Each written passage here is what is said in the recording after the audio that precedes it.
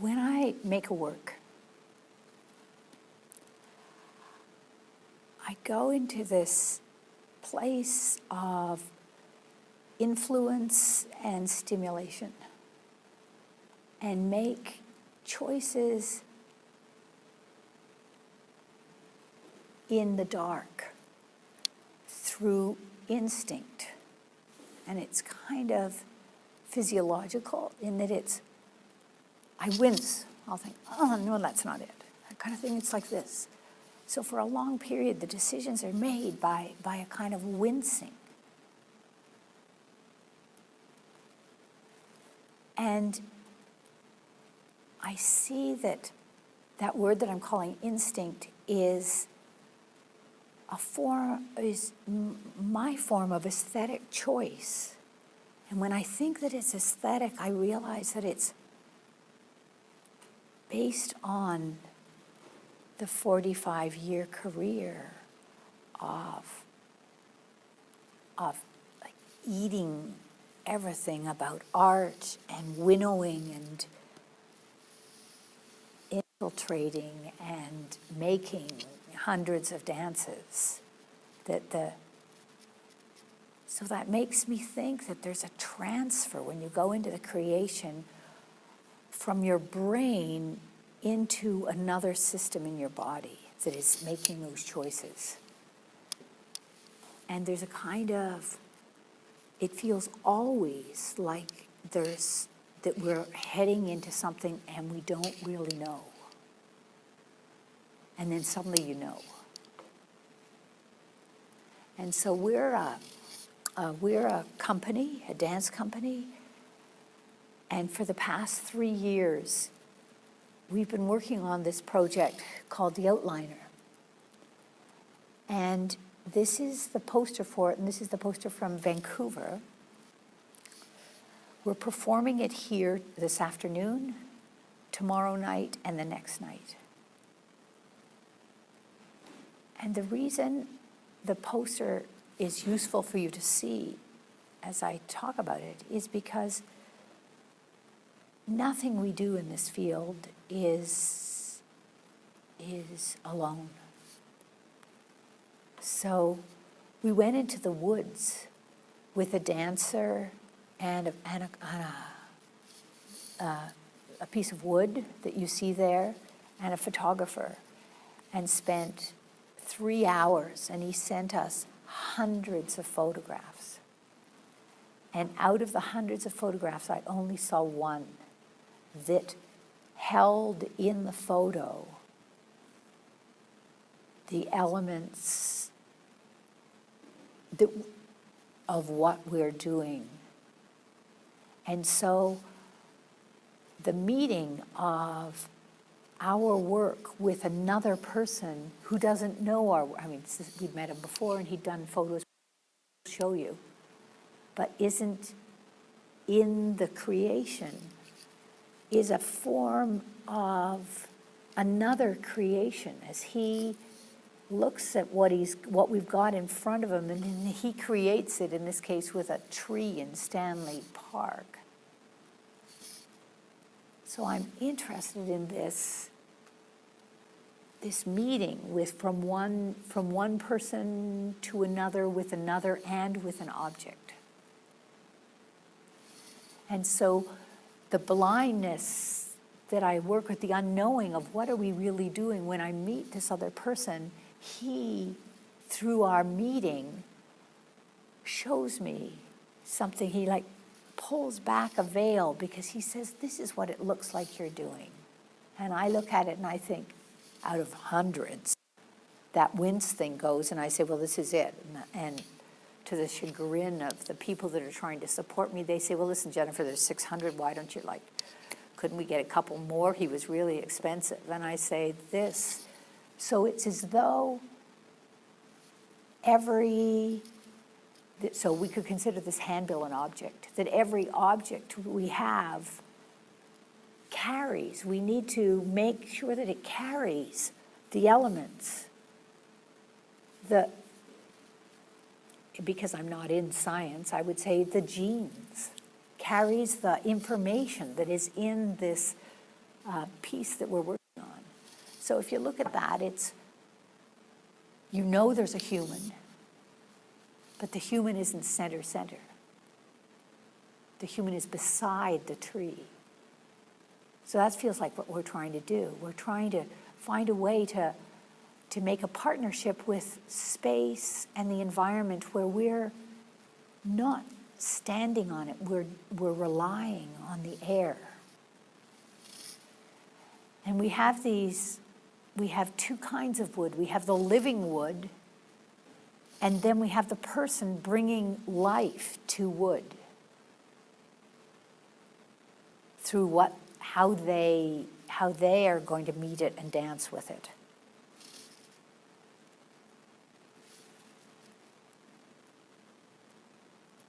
So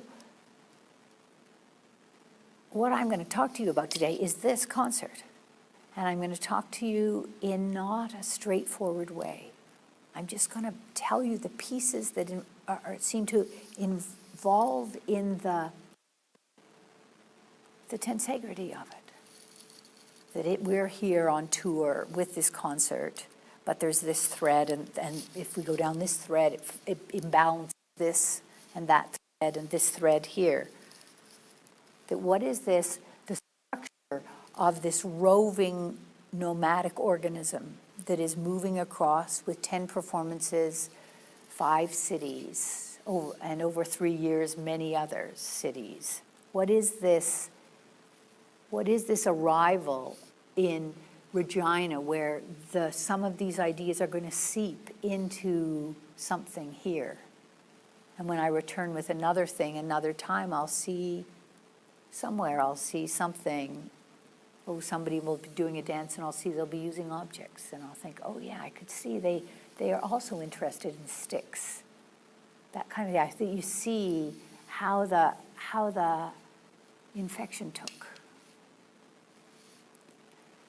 So what I was talking about this instinct, when you go on tour and you've already made the thing, I'm now not in the midst of groping in the dark. I now sit back like this. And the dancers, this kind of organism of dancers, there's 9 people that arrive when we do the concert, and then in other cities, there's like maybe 10 other people in other cities that are supporting this, that are kind of supporting it like this as we go on tour. I'm now looking at it, and I'm susceptible in a different way. The susceptibility that I feel is not like, what are we doing? But it's like what I just described with Michael Slobodian, this brilliant photographer, who says, this is what I feel you're doing. So that when we show something, it was given to us by the government that you always have to do talkbacks and talk beforehand, and we all kind of groan, and then the dancers, like exhausted, come out and are supposed to talk about the piece. But in actual fact, if I can go and I'm not exhausted because I'm not performing, we're 4 dancers are performing in this concert. I can hear what people are saying. And if people say what they received from the thing, suddenly I can, instead of being this little insular, it opens a portal and I suddenly go somewhere else. So what was it, maybe 4 weeks ago, somebody saw it and he said, you know what we're doing? You've got to read Donna, I may have her name wrong, Haraway. You're doing Becoming With. We're in this and we're becoming with these objects. So I've started reading Donna Haraway in the past month, of course. And then he said, you're playing with vibrant matter. So suddenly I've been reading Jane Bennett, who's writing about vibrant matter and the materiality. Both of these people are science people that have moved into what are we and what are we doing here. And so the dancer, we've worked with, in order to do this concert, what the origin of it was that some time ago, within the past decade, we did a visual art exhibition because the government started coughing about legacy and succession and what are we doing. And we thought, well, what do we have to do? So we took all our costumes and we took the ones we liked and we made a visual art exhibition in a big gallery in Vancouver called the Pendulum Gallery that has a big pendulum that goes back and forth and has, 5 stories high, that kind of thing. We wrote to dancers connected with the dances that had made the costumes, and they sent us back stories. The stories they sent back, I hadn't even heard. I had gone on tour with them. I had made the dances with them. I had long, intense relationships with them. They told stories I had no idea about that were related to the costumes. The audience walked through, like 2,000 a day, through the office buildings and where they went, and listened to these stories of these costumes. Again, this kind of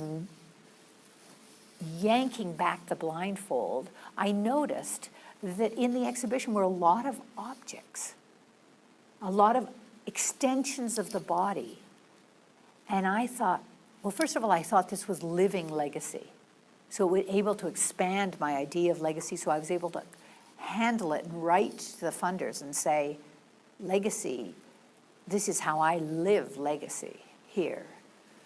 But the objects, I thought, wow, there are 5 things in this exhibition that came from over 40-year period where it looked like I was really into extending the body. So I look at one, Casper, and it was made in 1983.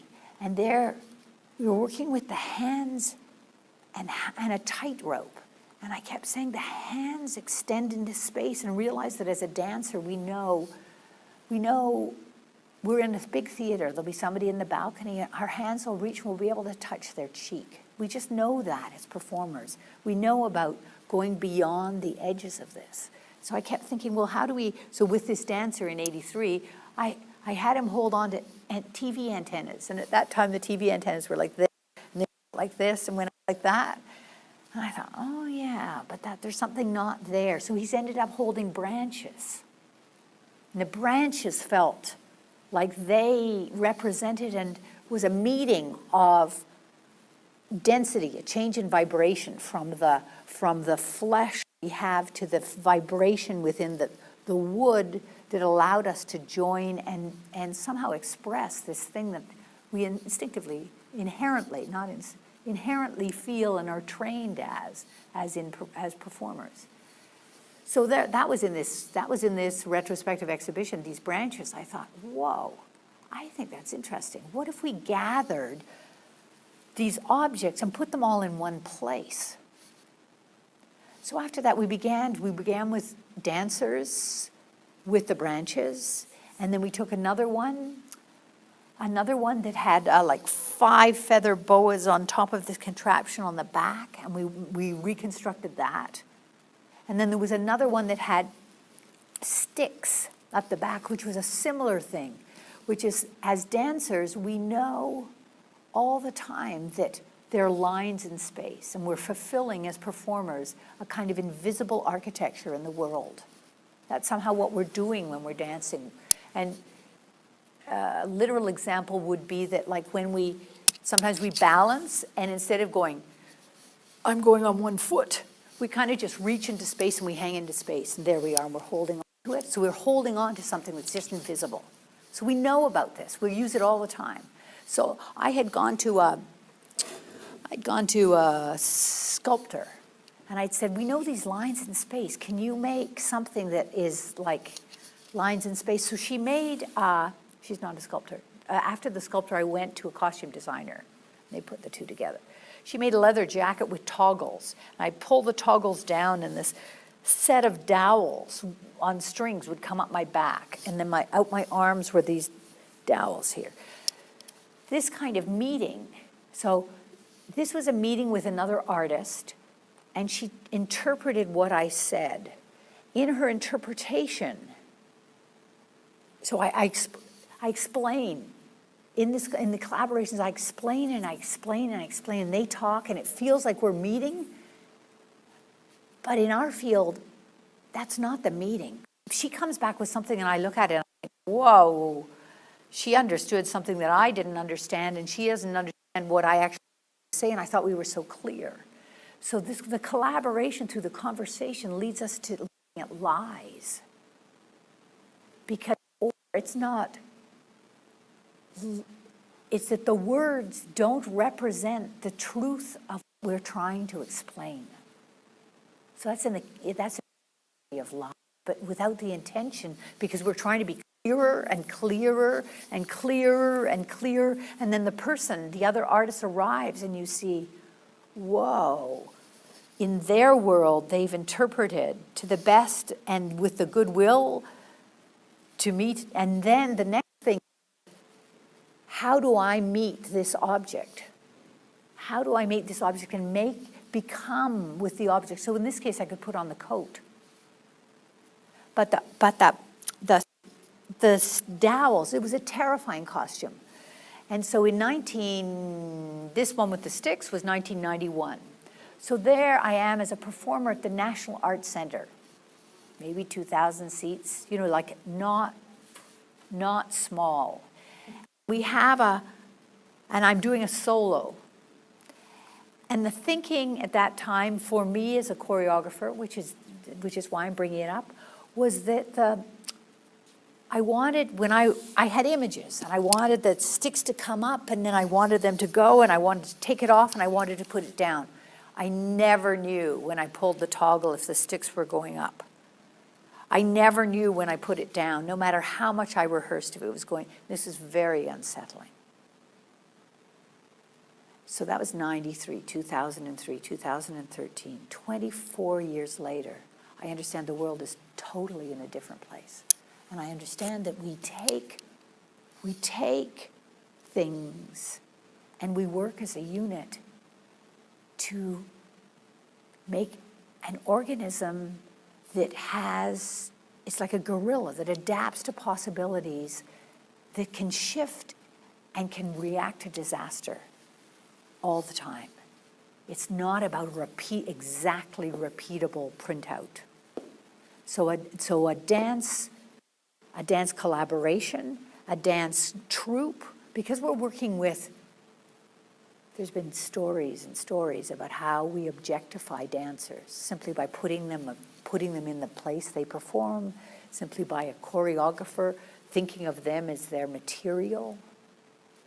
But the dancer you work with is human, and therefore just like it's what's happening in front of you will always be erratic, as humans are. So this stick costume, when we went to remount it, I remembered the unsettling terror of all these performances with the sticks. So we met with somebody else. We showed them this thing and said, you have to make it so that as I work with dancers, it's no longer terrifying. So another interpreter of the idea had the actual object and then interpreted that object. From dowels, we went to PVC pipe. And it's now not necessarily repeatable exactly one to the next, but it's repeatable in terms of a kind of mutation of a series of images that's very satisfying. And the dancer, depending on their level of how they become with the costume, are more or less terrified with it.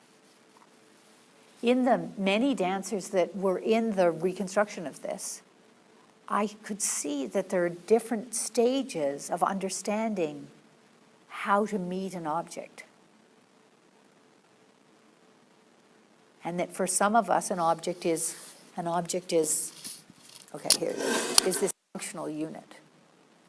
And for other dancers, they can feel that this has a possibility to adapt to be part of me, but just a little denser. So that kind of meeting with the material is what we need, which is what we see there, is that what has happened to the tree, to the piece of wood, what is the woman doing behind the tree, or what is the person doing behind the tree And how do you feel the palm of her hand by the little cone she's holding? So it suggests already that you're being led somewhere that has the feeling of space, because it's got all that black in it. So when you work on, so this is a solo concert. There's 10 solos in it. It seems very clear to me that this is not the time for individuals. This world now is not about me. It's about somehow us. It's not about, the individual is not going to solve anything. And so the dilemma for us was how to take a series of solos and not present a series of I, me, look, 1, 1, 1, 1. I don't actually think of solos as being that, being a one thing, because the dancer, though for a dancer, when they dance solos, it's really very satisfying because finally they're able to use their own rhythm. They're able to just talk to you and say, I really don't feel that. I really just feel it needs to be this, not like this. And this conversation is very, very nice. But in this particular thing, from the outset, it was a quartet. More than a quartet, but the quartet being me, the performer, the object, and the space around us.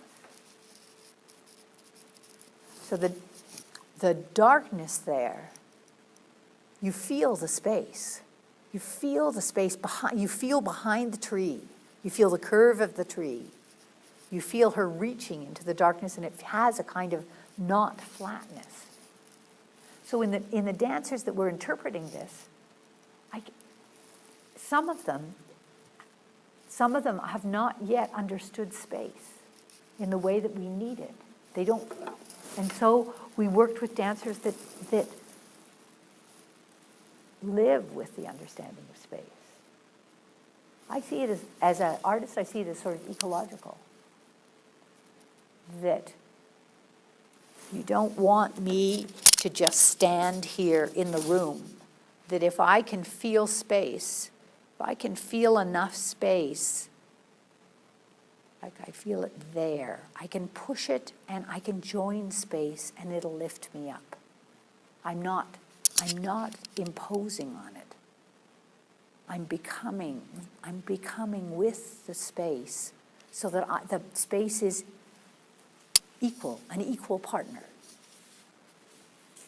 So could we see the photos of the sticks and they'll know what I'm talking about? The same photographer, a year previous, took one of the dancers onto a beach, and took some photos that they'll show you what this thing is.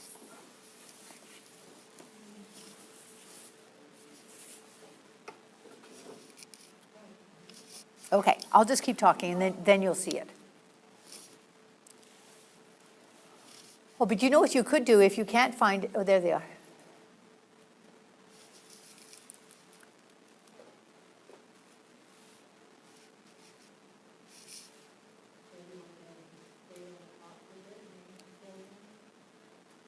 You could just show one after another.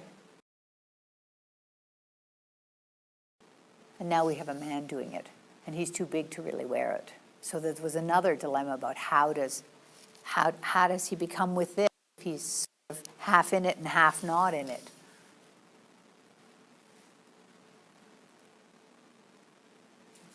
But you see the reach. And so just imagine, if you would just leave it there, imagine without the sticks. As a performer, she feels all those lines. She feels all those lines, and she feels her leading into those lines and how those lines could actually support her. So it's interesting to meet another artist and tell them about something and have them collaborate. One of the pieces we're doing, not today but tomorrow and the next night, is a collaboration with a visual artist named Alan Story. And Alan makes often public art. And he has worked and is probably still working with writing machines over the past 20 years. An example of one is somewhere outdoors. For some reason, I think it's like northeastern states or Quebec, but it may not be. There's I think of it like a scroll. I've only seen pictures of it, scroll, but almost two silos. And there's a pen, or a drawing utensil. And the wind that blows on this escarpment outside moves the paper and it draws on the paper. That's an example of his writing machine. So he uses the environment to do it. So for a piece in 2010, I asked him, I said, I'd like a writing machine. So he's a brilliant aluminum welder. So he welded this kind of contraption, and it has a piece of paper on it, sort of like an old-fashioned grocery list where you pull it down and write the next thing, only it's a little bigger. The dancer has a string on her wrist and on her knee. And when the dancer moves, she draws. So Alan had only worked for 20 years with just drawing. In dance, we live. Maybe it's changing now because of the non-paper life, but we live this dilemma that it doesn't seem from our vantage point that the other art forms suffer from, that we don't have a paper bridge. We use paper. I like draw and write and use it every day. But the notes we use on paper about a dance I can't pass them to you and have you do the dance.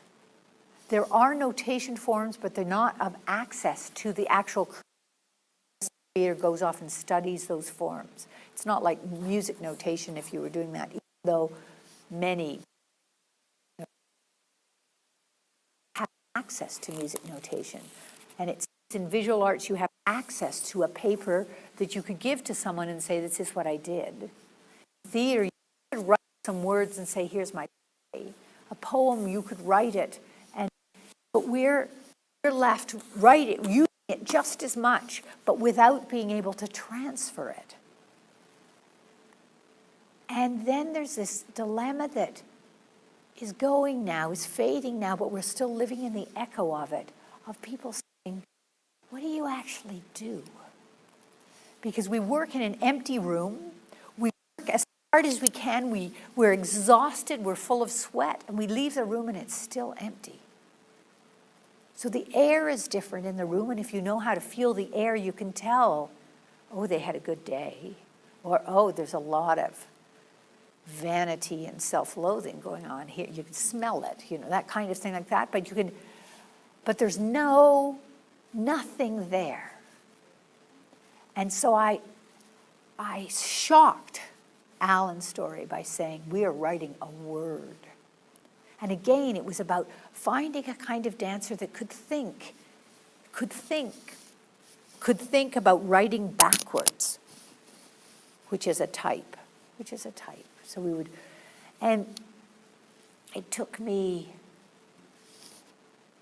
3 weeks this time. The first time we used it in 2010, we had the word because we were working on a certain kind of thing in the White Spider. Now, as we show this solo, I feel like it's a political work, and I'm not a political artist, though I feel that the fury which I do things and make things and force it in a certain direction is a political choice, but this one is like thinking, I am going to talk about this issue in dance.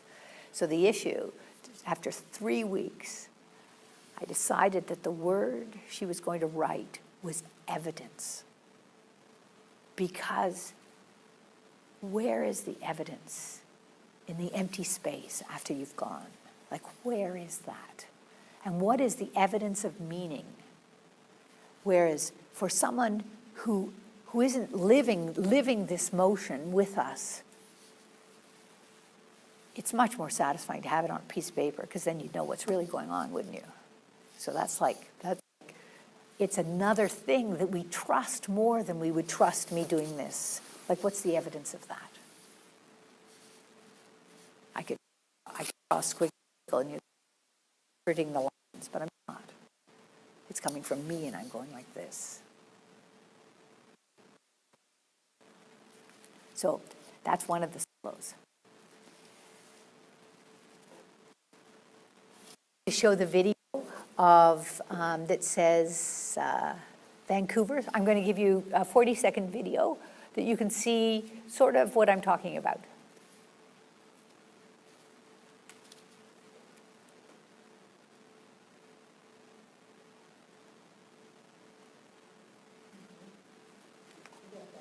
Okay.